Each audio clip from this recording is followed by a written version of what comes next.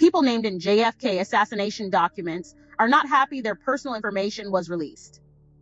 Sensitive personal information, including social security numbers, was revealed in the newly unredacted John F. Kennedy assassination documents released this week, and that is not sitting well with the people affected. Joseph DiGenova, a former campaign lawyer for President Donald Trump, was among those whose personal information was disclosed.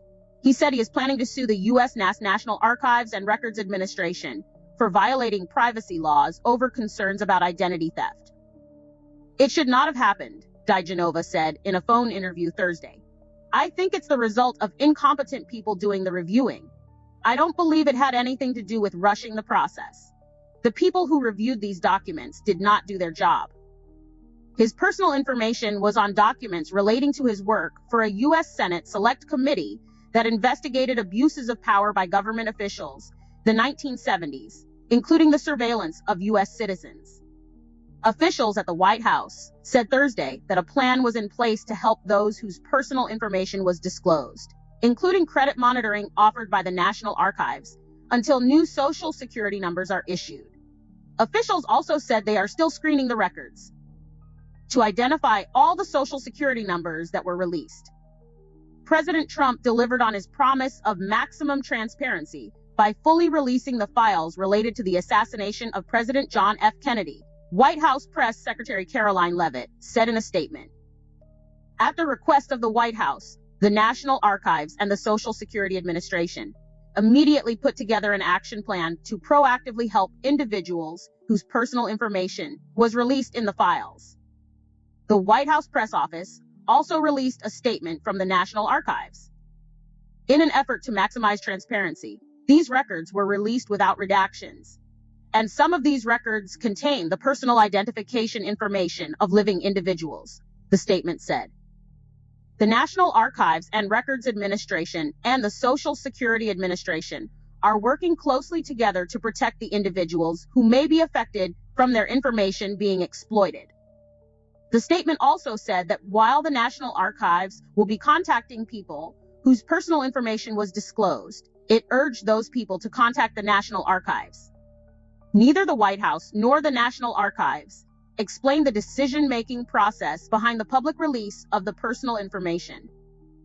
Trump ordered the release of the remaining classified files relating to the 1963 assassination shortly after being sworn into office in January. About 2,200 files consisting of over 63,000 pages were posted on the National Archives website on Tuesday evening. Many of those pages revealed what had previously been redacted. The vast majority of the National Archives' more than 6 million pages, records, photographs, motion pictures, sound recordings, and artifacts related to the assassination had previously been released. The National Archives posted assessments of the newly released documents on its website, but noted that there wasn't enough time as of Wednesday to review more than a small fraction of them. The documents released this week provided more details of covert, Cold War-era U.S. operations in other nations, but they didn't initially lend credence to conspiracy theories about who killed Kennedy. One of the newly unredacted documents, for example, discloses the social security numbers of more than 24 people seeking security clearances in the 1990s to review JFK-related documents for the Assassination Records Review Board. Gerald Posner, author of Case Closed, which concludes that Lee Harvey Oswald was the lone gunman, said the document's release was rushed, echoing what other researchers believe. I know that people will probably shake their head if they hear that, because how could they be rushing in after 62 years, he said Thursday. It's a lot of documents. It's a lot of files. The archives in the past has provided a sort of a search guide. So if I want to find James Jesus Angleton, for instance, I could do a search and find all the documents he's in, and then I can see what's different from the last release. This time they didn't have that. Angleton was the CIA's counterintelligence chief from 1954 to 1974. The National Archives began screening the documents on Wednesday to identify all the social security numbers in the assassination records, the White House said.